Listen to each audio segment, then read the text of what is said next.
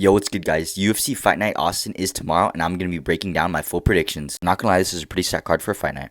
For the first fight, we got Soriano versus Dustin Stoltzfus, who are both coming off KO losses. I'm going to take Soriano. He did get KO'd by Roman Kopylov, but he's a straight killer. In Dustin's last fight, he got KO'd by Abus Magomedov, which is not the best look.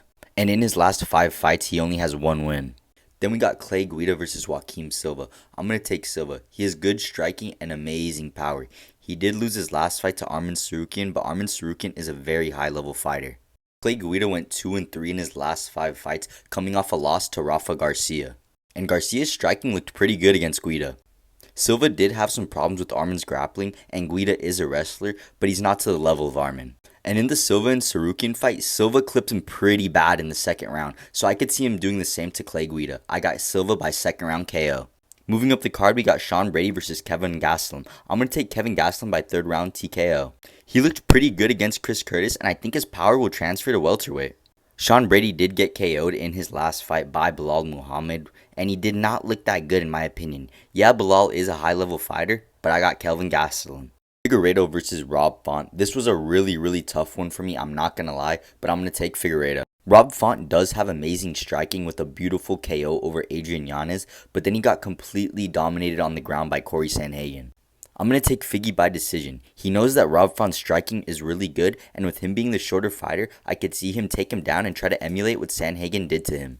Sure, Rob Font has been doing some wrestling, and if he can keep it on the feet, I see him winning, but I got Figgy by decision. Then for the co-main event, we got Jalen Turner versus Bobby Green. You know, even though Jalen Turner took this on a 9-day notice and he had to cut like 20 pounds, I'm going to take him. I think he's the more talented fighter.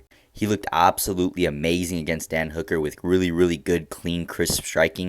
You know, Jalen Turner really did not want to take this fight. I'm pretty sure he declined it like 2 times, but then he said it got to a point where he felt like he couldn't deny the fight, so if Jalen Turner had a full fight camp, I think he would easily beat Bobby Green. But on a 9-day notice, it is going to be a little bit tougher, but I'm still going to take him by decision. Then for the main event, we got Beneil Dariush versus Arman Tsarukyan. You know, I think it's pretty wild that Dariush is a plus 250 underdog in this, and I'm going to take him. Beneil did just come off a KO loss to Charles Oliveira, but Charles Oliveira is a former champ and is obviously an amazing fighter. Then Tsarukyan lost to Gamrot by unanimous decision, and Beneil beat Gamrot by unanimous decision. Tsarukyan is the younger fighter coming in at 27 and Beneil at 34.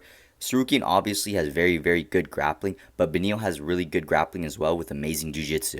You know, Beneil doesn't really seem that motivated and eager to take this fight. He said this fight really does nothing for him. It's not going to move him up the ranks or do anything for him if he does win, and if he loses, he's just going to drop. The fight Beneil wanted was Dustin Poirier, but Poirier declined. I'm going to take Beneil by decision. Share your guys' picks in the comments and let me know what you thought about mine.